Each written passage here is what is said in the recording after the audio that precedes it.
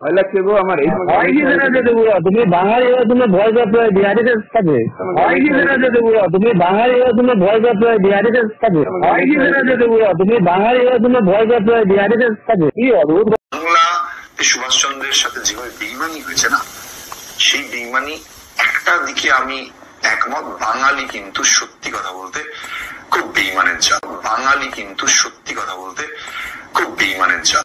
বাঙালি কিন্তু সত্যি কথা বলতে খুব বেইমানের জাত।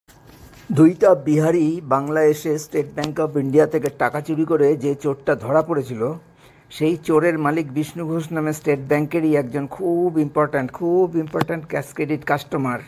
ওই বিহারিগুলোর ভাষায় শোনাচ্ছি আমি এটা। 65 লাখ সিসি আর 15 বছরের সিসি, খুব ইম্পর্টেন্ট অ্যাকাউন্ট, খুব ইম্পর্টেন্ট অ্যাকাউন্ট। এটাই ওই বিহারি ঘুষখোর চিফ ম্যানেজার উজ্জ্বল কুমারের সঙ্গে যেটা এসেছিল ক্যাশ ক্রেডিট ম্যানেজার, এইটা বিশাল কুমার। এই স্কাউন্ডালটা এর জন্মের আগের থেকে আমি স্টেট ব্যাংকে চাকরি করি। চোরের কাছে ঘুষ খেয়ে আমার চাকরি খেয়ে চলে গেল। আমি এটা সেই চোরের বিরুদ্ধে কোনো পদক্ষেপ না নিয়ে, এমনকি চুরি করা 53,000 টাকাও ফেরত না নিয়ে, যে টাকাটা আমার ফেরত পাওয়ার কথা, কারণ চুরির ঘটনার দিনেই 53,000 টাকা আমাকে আমার নিজের পকেট থেকেই দিতে হয়েছিল। এবং সিসিটিভিতে ফুটেজে চুরির সন্দেহাতীত প্রমাণ দেখার পরে বিহারি চিফ ম্যানেজার উজ্জ্বল কুমার আমাকে বলেছিল যে ব্যাংকই চোরের বিরুদ্ধে আইনি পদক্ষেপ নেবে এবং চুরি হওয়া 53,000 টাকাটা উদ্ধার করে আমাকে ফেরত দেওয়া হবে।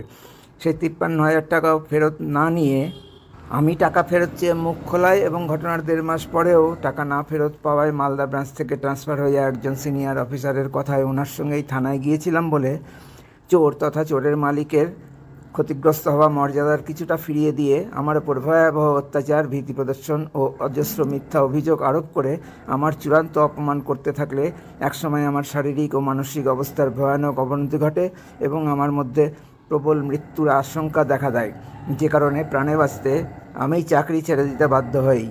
কিন্তু স্টেট ব্যাংকের একজন পার্মানেন্ট এমপ্লয়ি যে 34 বছরেরও বেশি সময় ধরে সম্মানের সঙ্গে সুনামের সঙ্গে কাজ করেছে, কোনো অপরাধ না করলেও, এমনকি অপরাধের লিখিত কোনো অভিযোগ না এনেই কীভাবে এত কুৎসিত অন্যায়, এত অকল্পনীয়, এত অসম্ভব কাজ, অর্থাৎ আমাকে চাকরি ছাড়া করে দেওয়ার মতো জঘন্য অপরাধ করতে পারলো? কী কারণে আমাকে চাকরি ছাড়া করে দেওয়া হলো আমি তা জানি না। তবে কিভাবে আমার সঙ্গে ওই জঘন্য অন্যায় ও ঘৃণ্য অপরাধ করা সম্ভব হলো সেটা আমি বলতে পারি। এটা সম্ভব হয়েছে কারণ ওই বিহারি দুটোর কিংবা আরও কোনো দেবতুল্য মানুষের তাবেদারি করা স্টেট ব্যাংকের পশ্চিমবাংলার মোট 18-20 হাজার, খুব কম করে বললাম, অফিসার ও কর্মীরা সবাই মিলেই, সেই সঙ্গে ব্যাংকের ভেতরের কিংবা বাইরের অন্যায়, অবিচার ও কোনো রকম আক্রমণের বিরুদ্ধে অফিসার ও কর্মীদের রক্ষা করার মহান দায়িত্ব যাদের ওপর, স্টেট ব্যাংকের সেই স্টাফ অ্যাসোসিয়েশন এবং অফিসার্স অ্যাসোসিয়েশন সবাই মিলেই চোরের হয়ে একাধিক দুঃসাহসিক অন্যায় কাজ তথা অপরাধমূলক নানা রকম কাজ স্টেট ব্যাংকের ষড়যন্ত্রকারীদের স্ক্রিপ্ট অনুযায়ী খুব ভালোভাবেই করেছে। মালদা ব্রাঞ্চের মোট 40-50 জনের মতো অফিসার ও কর্মী চুরির ঘটনা জানা সত্ত্বেও এবং সিসিটিভি ফুটেজে চুরির নিশ্চিত প্রমাণ দেখার পরেও ব্যাংক থেকে কিছুই চুরি হয়নি, সম্পূর্ণটাই ক্যাশিয়ারের সাজানো ঘটনা। ওখান থেকে, মানে আমার কাউন্টার থেকে, ক্যাশ মিসিং হতেই পারে না, কাস্টমারের কোনো ফল্ট নাই, ওই টাকা অন্য কোনোভাবে খোয়া গেছে ইত্যাদি মিথ্যা কথা প্রচার করে চোরকে নির্দোষ প্রতিপন্ন করার ও আমাকে কলঙ্কিত এবং দোষী সাব্যস্ত করার চেষ্টা খুব সাফল্যের সঙ্গেই করতে পেরেছে।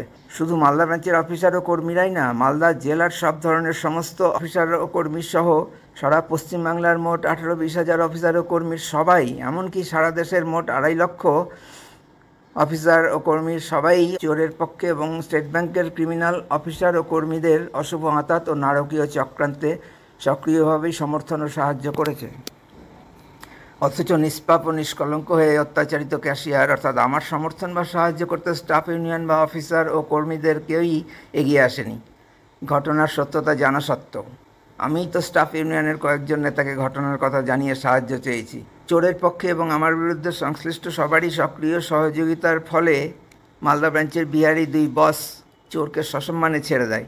পাশাপাশি স্টেট ব্যাংকের যে কাউন্টার থেকে 53,000 টাকা চুরি করেছিল চোরটা, সেই কাউন্টারের ক্যাশিয়ারকেই, অর্থাৎ আমাকেই লাগাতার নির্মমভাবে মানসিক নির্যাতন সহ বিভিন্নভাবে আমার ক্ষতি করে দেওয়ার হুমকি দিয়ে এবং অজস্র মিথ্যা অভিযোগ আরোপ করে আমার চূড়ান্ত অপমান করে আমাকেই চাকরি ছাড়তে বাধ্য করে স্টেট ব্যাংকের খুব ইম্পর্ট্যান্ট খুব important cash credit customer Bishnu ঘোষের একান্ত অনুগত 2 পালতু কুত্তা, ওই 2 Bihari officer, chief manager Ujjwal Kumar এবং cash credit manager Bishal Kumar, এবং তাদের তাবেদারি করা আমাদের পশ্চিমবাংলার 18-20 হাজার অফিসার ও কর্মীর সবাই, সেই সঙ্গে স্টেট ব্যাংকের স্টাফ ইউনিয়ন ও অফিসার্স ইউনিয়নও চোরের মালিক বিষ্ণু ঘোষ এবং বিষ্ণু ঘোষের পালতু কুত্তা স্টেট ব্যাংকের অফিসারগুলোর চক্রান্তে সক্রিয়ভাবে সমর্থন ও সাহায্য করে।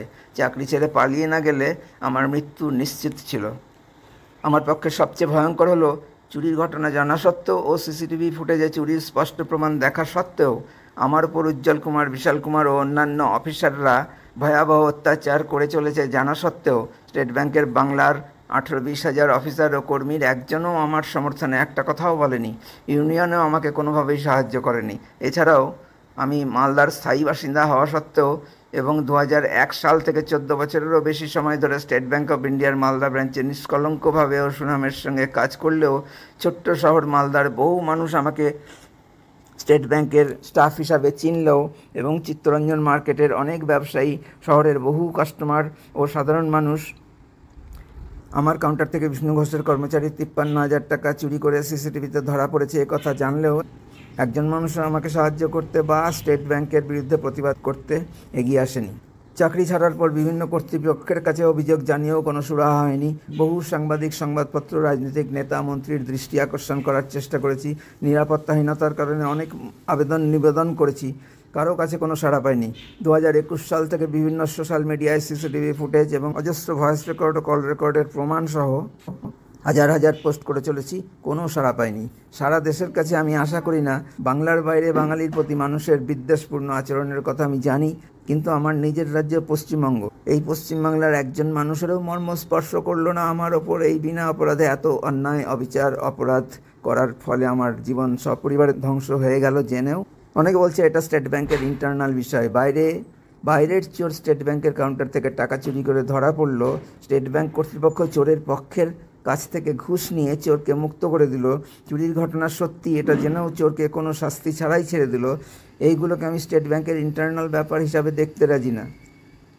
স্টেট ব্যাংক একটা চোরকে প্রশ্রয় দিল। স্টেট ব্যাংকের কাউন্টার থেকে টাকা চুরি করেও কেউ আমার কিছু করতে পারলো না, এমনকি চুরি করা টাকাটাও আমি ফেরত দিলাম না। এই ভয়ঙ্কর সত্য এই চোরকে দুঃসাহসিক করে তুলবে কোনো সন্দেহই নেই। তাছাড়াও স্টেট ব্যাংকের 100% অফিসার ও কর্মীই তো খুল্লা চোরকে সমর্থন ও সাহায্য করলো।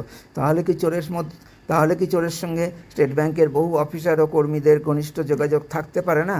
যেই ঘনিষ্ঠতা ও পারস্পরিক ভালো বোঝাপড়া ভবিষ্যতে স্টেট ব্যাংকে বড় দুষ্কৃতী হামলা বা দুর্নীতি কিংবা চুরির কারণ ঘটাতে পারে। 50 কোটি অ্যাকাউন্ট আছে স্টেট ব্যাংকে, সেই অনুপাতে তাহলে অত মানুষের বিরাট পরিমাণ সম্পদ গচ্ছিত আছে স্টেট ব্যাংকে। অত সম্পদ স্টেট ব্যাংক অফ ইন্ডিয়ায় গচ্ছিত আছে কাদের ভরসায়? যেখানে চেয়ারম্যান সহ সব ধরনের সমস্ত অফিসার ও কর্মীর চোরের সঙ্গে বিশেষ সম্পর্ক ও ঘনিষ্ঠতা আছে। আমার ব্যক্তিগত ক্ষতির কথা বাদই দিলাম। সবাই জানে স্টেট ব্যাংক ভারতের বৃহত্তম ও সবচেয়ে বেশি প্রচলিত ব্যাংক। এটা নিশ্চয়ই বলে দিতে হবে না যে মালদা শহরের প্রায় সবাই বাঙালি এবং পশ্চিমবাংলারও প্রায় সবাই বাঙালি।